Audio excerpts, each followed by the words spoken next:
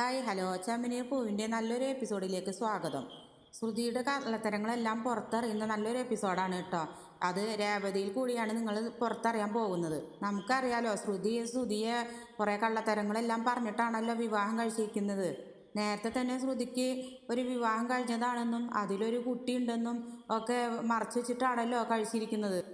ശ്രുതി മറച്ചു വെച്ച ഈ സത്യം നമ്മുടെ രേവതി ആണെങ്കിൽ അറിയാൻ പോകുന്ന നല്ലൊരു എപ്പിസോഡാണ് കേട്ടോ. രേവതി ആണെങ്കിൽ ഇപ്പോൾ രണ്ടാമതൊരു ഗർഭിണിയാവുകയാണ്. അപ്പോൾ തല ചുറ്റി വീണതാണെങ്കിലോ രേവതിയുടെ മുമ്പിലാണ്. അപ്പോൾ രേവതി ആണെങ്കിൽ അത് കണ്ടും ചെയ്തു. ശ്രുതി തല ചുറ്റി വീണ നേരത്ത് വീട്ടിലാണെങ്കിലോ ആരും ഉണ്ടായിരുന്നില്ല, രേവതി മാത്രമേ വീട്ടിലുള്ളൂ.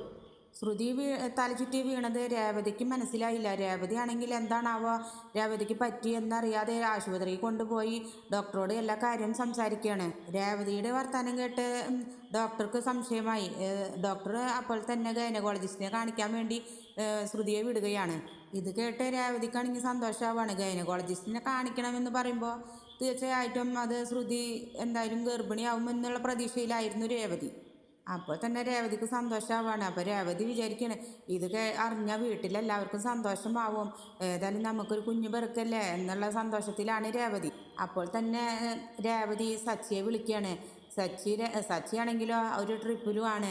അപ്പോൾ സച്ചിയോട് ഇങ്ങനെ കാര്യങ്ങളൊക്കെ സംസാരിക്കാമെന്ന് പറഞ്ഞ് വിളിക്കുകയാണ് രേവതി. സച്ചിയാണെങ്കിൽ വിവരം അറിഞ്ഞ് വേഗം, രേവതി മാത്രമല്ലുള്ളൂ ആശുപത്രിയിൽ, അപ്പോൾ ശ്രുതിയുടെ കൂടെയുള്ളവരെ ഡോക്ടറെ ഉള്ളിലേക്ക് വിളിക്കുകയാണ്. അപ്പോൾ ഡോക്ടർ ചോദിക്കുകയാണ്, ശ്രുതിയുടെ മൂത്ത കുട്ടിക്ക് എത്ര വയസ്സായി, എത്ര പ്രായമായി, ആ കുട്ടിക്ക് ഇപ്പോൾ കുഴപ്പമൊന്നുമില്ലല്ലോ എന്നൊക്കെ പറയാണ്. അപ്പോൾ ഇത് കേട്ടിട്ടാണെങ്കിൽ രേവതിയും സച്ചിയും ആകെ അമ്പരുന്നു. ശ്രുതിക്കാണെങ്കിൽ ഇത് ആദ്യത്തെ കുട്ടിയാണെന്നാണ് രേവതിയും സച്ചിയും വിചാരിച്ചിരിക്കുന്നത്. ശ്രുതി മൂത്തതൊന്ന് പ്രസവിച്ചു എന്ന് ആർക്കും അറിയില്ലല്ലോ. അപ്പോൾ രേവതി പറയുന്നുണ്ട്, ഏട്ടത്തിക്ക് ആദ്യത്തെ പ്രസവമാണ്, മൂത്ത കുട്ടിയൊന്നുമില്ല എന്ന് പറയാണ്. അപ്പോൾ ഡോക്ടറാണെങ്കിൽ സമ്മതിച്ച് കൊടുക്കുന്നില്ല. ഡോക്ടർ പറയുന്നുണ്ട്, ഇത് ശ്രുതിയുടെ രണ്ടാമത്തെ ഡെലിവറിയാണ്, നിങ്ങളെന്താ ഇത് ഞങ്ങളോട് എന്താ കള്ളം പറയുന്നതെന്നൊക്കെ പറയുകയാണ് ഡോക്ടർ. ഡോക്ടർ പറഞ്ഞ ഈ വിവരം അറിഞ്ഞ് ആകെ ഷോക്കാണ് ആയി നമ്മുടെ രേവതിയും സച്ചിയും. പിന്നീട് ഡോക്ടർ ശ്രുതിയുടെ മുമ്പിൽ വെച്ച് തന്നെ ചോദിക്കുകയാണ്. അപ്പോൾ ഇത് കേട്ടിട്ടാണെങ്കിൽ ശ്രുതിക്കാണെങ്കിൽ ആകെ ഷോക്കാവുകയാണ്. ഈ വിവരം ഇവരെ മുന്നിൽ വെച്ച് തന്നെ ചോദിച്ചിട്ട് ഇനി ശ്രുതി എന്ത് പറയണമെന്ന് അറിയാതെ ആകെ എന്താ പറയുക, ഇനി കള്ളത്തരം എങ്ങനെ മറച്ചു വയ്ക്കുന്നത് വിചാരിച്ചിരിക്കുകയാണ്. ശ്രുതിയാണെങ്കിൽ സമ്മതിച്ച് കൊടുക്കുന്നില്ല. ഡോക്ടർ പറയുന്നുണ്ട്, മുൻപത്തെ കുട്ടിയുടെ വിവരം ഒന്ന് അറിയണം, ഇത് രണ്ടാമത്തെ കുട്ടിക്കും എന്തോ പ്രശ്നമുണ്ട്, അത് മുന്നേ അറിയുകയാണെങ്കിൽ എന്തെങ്കിലും ചെയ്യാമായിരുന്നു എന്നൊക്കെ പറയാണ്. അപ്പോൾ ശ്രുതിയാണെങ്കിൽ ഒരിക്കലും സമ്മതിച്ച് കൊടുക്കുന്നുമില്ല.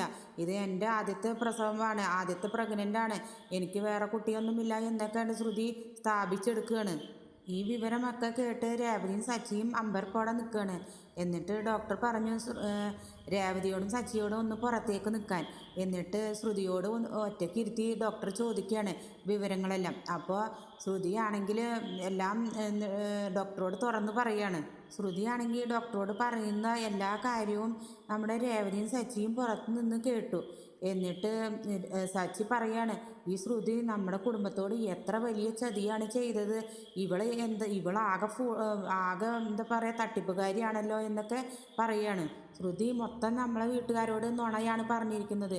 അവൾ ബ്യൂട്ടി പാർലർ ഉണ്ട് എന്ന് പറഞ്ഞത് അതും നുണയാണ്. ബ്യൂട്ടി പാർലറും ഇല്ല, ഒന്നുമില്ല, അവൾ നുണ തന്നെ പറഞ്ഞത് എന്ന് സച്ചി പറയാണ്.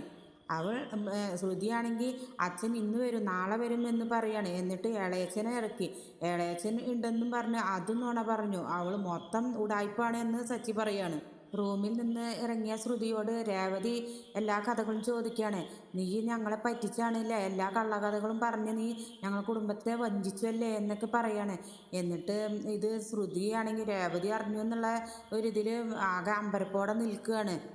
സച്ചിയാണെങ്കിൽ ദേഷ്യത്തോടെ ശ്രുതിയോട് ചോദിക്കുകയാണ്, എവിടെയാടി നിൻ്റെ മൂത്ത കുട്ടി, നീ എവിടെയാണ് ആ കുട്ടീനെ കൊണ്ട് നിർത്തിയിരിക്കുന്നത്, നീ എവിടെയാണ് നിൻ്റെ ഇതെന്നൊക്കെ പറഞ്ഞിട്ട് ദേഷ്യത്തോടെ ശ്രുതിയോട് ചോദിക്കുകയാണ്.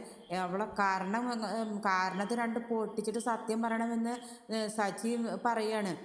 ഒടുവിൽ രേവതിയും ചോദിക്കുകയാണ് ശ്രുതിയോട്, നിൻ്റെ കുഞ്ഞെവിടെ, നീ എവിടെയാണ് അതിനെ കൊണ്ടാക്കി വെച്ചിട്ടുള്ളത് എന്നൊക്കെ ഇപ്പോൾ ചോദിക്കുകയാണ്. എന്നിട്ട് ശ്രുതിയാണെങ്കിൽ കരച്ചിൽ നിർത്തുന്നില്ല. അപ്പോൾ ലാസ്റ്റ് ശ്രുതി രേവതിയോട് പറയാണ്, എൻ്റെ കുഞ്ഞ് ജീവിച്ചിരിപ്പുണ്ട്, അതിനെ കൊന്നിട്ടൊന്നുമില്ല എന്നൊക്കെ പറയാണ്. കുഞ്ഞെവിടെയെന്ന് പറയണമെങ്കിൽ എനിക്കൊരു സാവകാശം തരണം, അത് നിങ്ങൾ ആരോടും പറയരുത്, വീട്ടിലൊന്നും പറയരുത് എന്ന് പറഞ്ഞ് ശ്രുതി രേവതിയുടെ കാല് പിടിക്കുകയാണ്.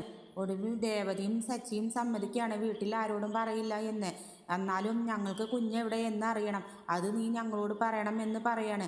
അങ്ങനെ ഇന്നത്തെ ഈ എപ്പിസോഡ്, വരാൻ ഇരിക്കുന്ന എപ്പിസോഡ് എല്ലാവർക്കും ഇഷ്ടപ്പെട്ടാൽ ലൈക്ക് ആൻഡ് ഷെയർ ചെയ്യുക, സബ്സ്ക്രൈബ് ചെയ്യുക. താങ്ക്